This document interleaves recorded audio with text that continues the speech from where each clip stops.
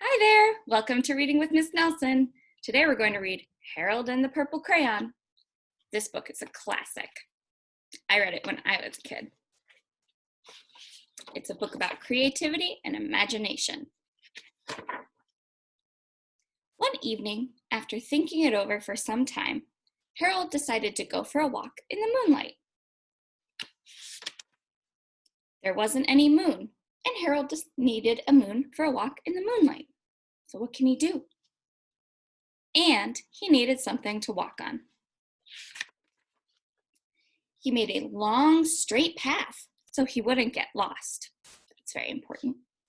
And he set off on his walk, taking his big purple crayon with him.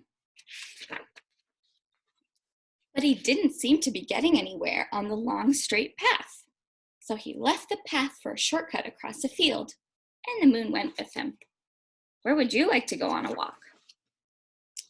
The shortcut led right to where Harold thought a forest ought to be. What do you need for a forest? He didn't want to get lost in the woods, so he made a very small forest with just one tree in it. You need trees, right? It turned out to be an apple tree. The apples would be very tasty, Harold thought, when they got red. Right now, what color are they? Purple. So he put a frightening dragon under the tree to guard the apples. It was a terribly frightening dragon. It even frightened Harold, so he backed away.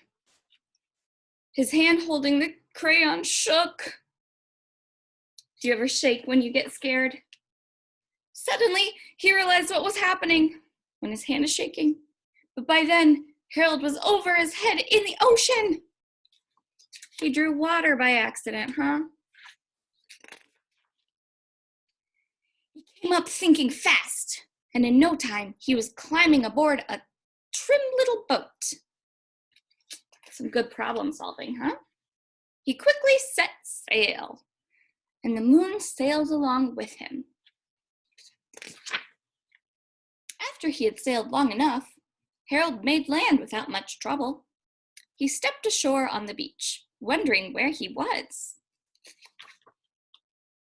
The sandy beach reminded Harold of picnics, and the thought of picnics made him hungry. Have you ever been on a picnic? What did you eat on your picnic? So he laid out a nice, simple picnic lunch. There was nothing but pie. Have you ever had pie? I like pie.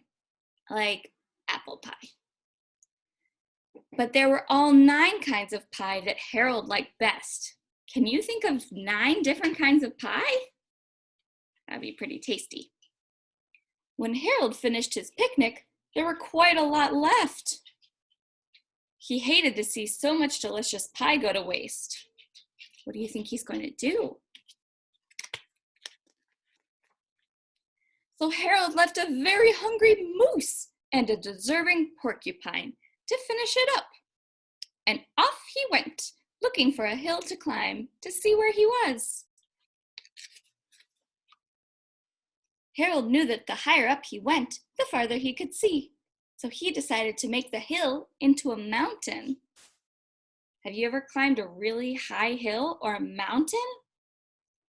If he went high enough, he thought, he could see the window of his bedroom. He was tired and he felt he ought to be getting to bed. He's been doing a lot of adventuring, huh? He hoped he could see his bedroom window from the top of the mountain. He made a really tall mountain. But as he looked over down the other side, he slipped. He didn't draw the other side of the mountain. And there wasn't any other side of the mountain. He was falling in thin air. But luckily, he kept his wits and his purple crayon. He made a balloon and he grabbed onto it. He's very good at problem solving. And he made a basket under the balloon big enough to stand in. He had a fine view from the balloon, but he couldn't see his window. He couldn't even see a house. Where is his house? So he made a house with windows, and he landed the balloon on the grass in the front yard. None of the windows was his window. He tried to think where his window ought to be. He made some more windows. He made a big building full of windows. He made lots of buildings full of windows.